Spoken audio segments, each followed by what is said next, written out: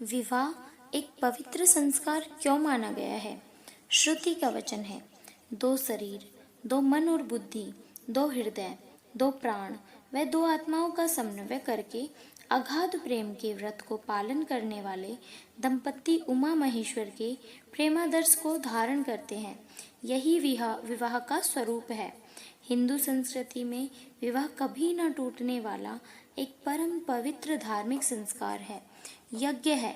विवाह में दो प्राणी वर वधू अपने अलग अस्तित्वों को समाप्त कर एक सम्मिलित इकाई का निर्माण करते हैं और एक दूसरे को अपनी योग्यताओं एवं भावनाओं का लाभ पहुंचाते हुए गाड़ी में लगे दो पहियों की तरह प्रगति पथ पर बढ़ते हैं। यानी विवाह दो आत्माओं का पवित्र बंधन है, जिसका उद्देश्य मात्र इंद्रिय सुख भोग नहीं, बल्कि पुत्रोत्पादन, संतानोत्पादन कर एक परिवार की नींव डालना है। ऋषि श्वेत केतु का एक संदर्भ वैदिक साहित्य में आया है कि उन्होंने मर्यादा की रक्षा के लिए विवाह प्रणाली की स्थापना की और तभी से कुटुंब व्यवस्था का श्री गणेश हुआ। आजकल बहुप्रचलित और वेद मंत्रों द्वारा संपन्न होने वाले विवाहों को ब्राह्म विवाह कहते हैं। इस विवाह की धार्मिक महत्ता मनु ने इस प्रकार लिखी है। ब्रह्म विवाह से उत्पन्न पुत्र अपने कुल की 21 पीढ़ियों को पाप मुक्त करता है, 10 अपने आगे के, 10 अपने से पीछे और एक स्वयं अपनी।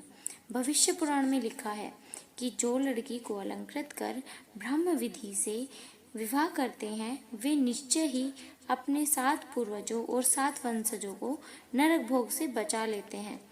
अश्वालय ने तो यहाँ तक भी लिख दिया है कि इस विवाह विधि से उत्पन्न पुत्र 12 पूर्वजों और 12 अवरणों को पवित्र करता है। भारतीय संस्कृति में अनेक प्रकार के विवाह प्रचलित रहे हैं। मनुस्मृति के अनुसार विवाह ब्रह्म, देवता, देव, आर्ष, प्रजापत्य, असुर, गंधर्व, राक्षस और पैशाच 8 प्रकार के विवाह होते हैं। उनमें से प्रथम 4 श्रेष्ठ और अंतिम 4 क्रम से निकृष्ट माने जाते हैं।